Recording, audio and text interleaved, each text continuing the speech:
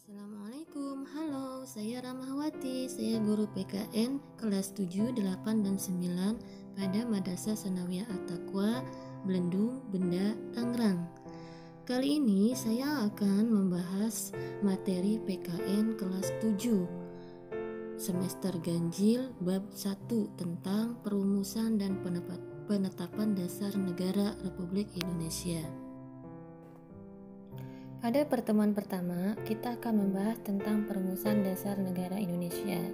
Terdiri dari 4 poin, yaitu 1. Perlawanan fisik bangsa Indonesia. 2. Terbentuknya BPUPKI. 3. Sidang-sidang BPUPKI dan usulan para tokoh dalam merumuskan dasar negara. Dan keempat, perumusan Piagam Jakarta. Perlawanan fisik bangsa Indonesia sekitar abad 17-20. Kehadiran bangsa asing awal mulanya hanya untuk berdagang, namun lama-kelamaan mereka berpindah haluan ingin menguasai dan memonopoli perdagangan bangsa Indonesia. Tentunya bangsa Indonesia tidak diam begitu saja. Bangsa Indonesia melakukan perlawanan di berbagai daerah, namun selalu kandas di tengah jalan dikarenakan sifat perlawanannya atau perjuangannya masih kedaerahan. Awal abad 20, perjuangan melawan penjajah dilakukan melalui organisasi politik, pendidikan maupun sosial. Tanggal 20 Mei 1908 berdiri organisasi pertama bangsa Indonesia, yaitu Budi Utomo, yang diketuai oleh Dr. Sutomo. Kelahiran Budi Utomo diikuti dengan organisasi pergerakan kebangsaan yang lain. Kemudian momentum kedua setelah kebangkitan nasional adalah peristiwa Sumpah Pemuda 28 Oktober 1928 di Jakarta. Selanjutnya poin kedua, terbentuknya BPUPKI. BPUPKI berkepanjangan dari Badan Penyelidik Usaha-Usaha Persiapan Kemerdekaan Indonesia, atau dalam bahasa Jepang dikenal dengan Dokoritsu Jumbi Teosakai. BPUPKI diketuai oleh Dr. KRT Regiman Widodiningrat, Wakil Ketua 1 Ichiban Ngase dari Jepang, dan Wakil Ketua 2 adalah Raden Panji Suroso. Anggota BPUPKI dilantik dan diresmikan pada tanggal 28 Mei 1945 di Gedung Chosangiin. Adapun tugas dari BPUPKI adalah untuk menyelidiki rencana-rencana kesiapan bangsa Indonesia dalam menyongsong kemerdekaan dan membentuk pemerintahan sendiri.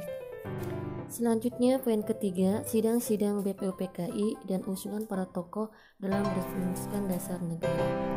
BPUPKI melaksanakan 2 kali masa persidangan.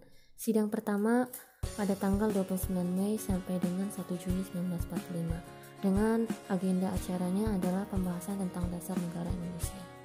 Kemudian pada sidang kedua itu dilaksanakan pada tanggal 10 Juli sampai dengan 17 Juli 1945. Membahas tentang bentuk negara dan rancangan undang-undang negara Indonesia. Pada sidang pertama, Dr. KRT Regiman Widodiningrat bertanya, apakah dasar negara yang akan dipergunakan jika Indonesia merdeka? Atas pertanyaan itu, beberapa anggota menyampaikan pemikirannya. Di antaranya adalah Mr. Muhammad Yamin, Profesor Dr. Mr. Supomo, dan Insinyur Soekarno. Mr. Muhammad Yamin mendapatkan kesempatan pertama untuk mengemukakan rancangan rumusan dasar negara, yaitu pada tanggal 29 Mei 1945. Rancangan dasarnya ada yang tertulis dan ada yang secara lisan, semuanya ada 5. Selanjutnya, Profesor Dr. Mr. Supomo mendapatkan kesempatan kedua, yaitu tanggal 31 Mei 1945. Beliau mengemukakan 5 usulan dasar negara bagi Indonesia merdeka, yaitu 1. Persatuan atau nasionalisme, 2. Kekeluargaan, 3. Takluk kepada Tuhan, 4. Musyawarah, 5. Keadilan rakyat. Selanjutnya, Insinyur Soekarno menyampaikan usulan mengenai dasar negara Indonesia merdeka tanggal 1 Juni 1945. Usulan dasar negara tersebut adalah sebagai berikut: 1. Kebangsaan Indonesia, 2. Internasionalisme atau perikemanusiaan, 3. Mufakat atau demokrasi, 4. Kesejahteraan sosial, 5. Ketuhanan yang berkebudayaan. Kemudian atas petunjuk temannya, seorang ahli bahasa, kelima asas tersebut diberi nama Pancasila. Pada akhir sidang disepakati usulan nama Pancasila sebagai nama dasar negara Indonesia, namun belum menyepakati rumusan dasar negaranya.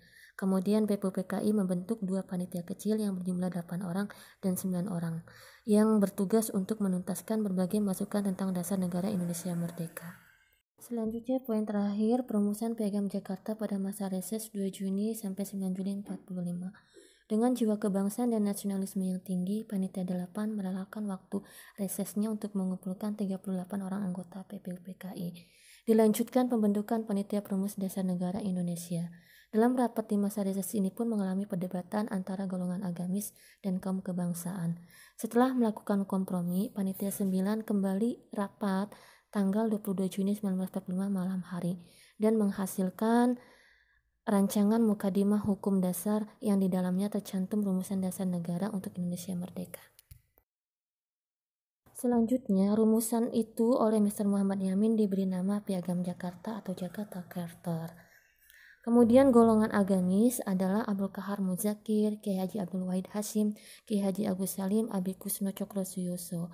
Sedangkan dari kaum kebangsaan atau nasionalis mereka adalah Dr. Andes Muhammad Hatta, Mr. Muhammad Yamin, Ahmad Subarjo, dan A.A. Maramis. Yang menjadi perdebatan kaum agamis dan kebangsaan adalah tentang 7 kata pada Al-Sila 1 Piagam Jakarta. 7 kata tersebut adalah ketuhanan dengan kewajiban menjalankan syariat Islam bagi pemeluk-pemeluknya.